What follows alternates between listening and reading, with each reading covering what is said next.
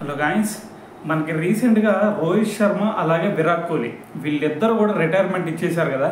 So దీని గురించి వారం అవుతున్నా సరే ఇప్పటికీ చర్చ జరుగుతూ ఉందంటే సో మరి వీళ్ళిద్దరి ఇంపాక్ట్ ఇండియన్ క్రికెట్ టీంలో ఎంత ఉంది అనేది సో దీన్ని బట్టి అర్థం చేసుకోవచ్చు.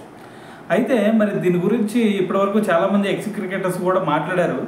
అయితే ఇప్పుడు వచ్చేసరికి యువరాజ్ సింగ్ వాళ్ళ ఫాదర్ అయిన యోగరాజ్ సింగ్ గారు సో ఆయన కూడా ఇప్పుడు రియాక్ట్ అవ్వడం జరిగింది. అతను చెప్తుంది ఏంటంటే, ఒకటి గుర్తుపెట్టుకోండి, ఇండియన్ క్రికెట్ టీంకి ఇద్దరు కూడా ఇప్పటి వరకు ఒక రెండు పిల్లర్స్ లాగా ఉన్నారు, రోహిత్ శర్మ అలాగే విరాట్ కోహ్లీ.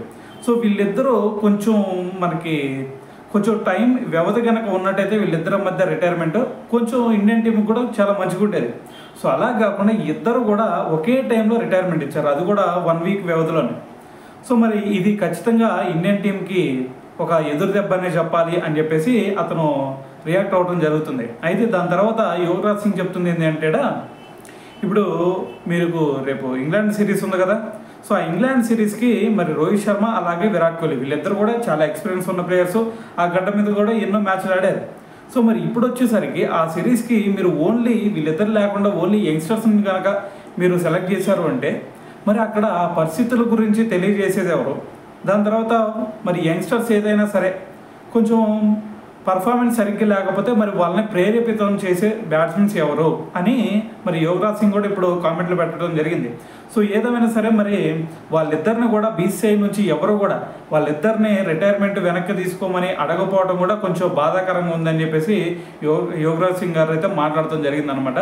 సో ఏదేమైనా సరే మరి దీని గురించి కనుక డీటెయిల్గా మాట్లాడితే ఖచ్చితంగా మనకి ఇటువంటి ఎక్స్పీరియన్స్ ప్లేయర్స్ కొంచెం టైం గ్యాప్లో కనుక కొంచెం రిటైర్మెంట్ ఇచ్చినట్టయితే బాగుండేది.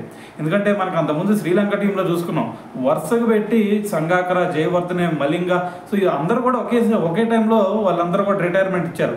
సో దాని తర్వాత చూసుకుంటే ఇప్పటి వరకు కూడా వాళ్ళ టీం కోలుకోలేదు.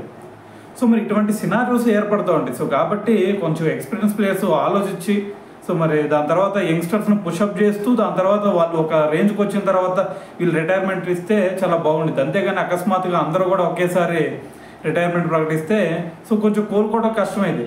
సో అయితే మరి ఈ ఎఫెక్ట్ మరి వీళ్ళిద్దరూ రీసెంట్గా రిటైర్మెంట్ ఇచ్చారు కాబట్టి ఈ ఎఫెక్ట్ మరి రేపు ఇంగ్లాండ్ సిరీస్లో పడిద్దా లేదా అనేది సో మరి మనకి సిరీస్ అయిపోయిన తర్వాత మళ్ళీ చూద్దాం అయితే దీని గురించి.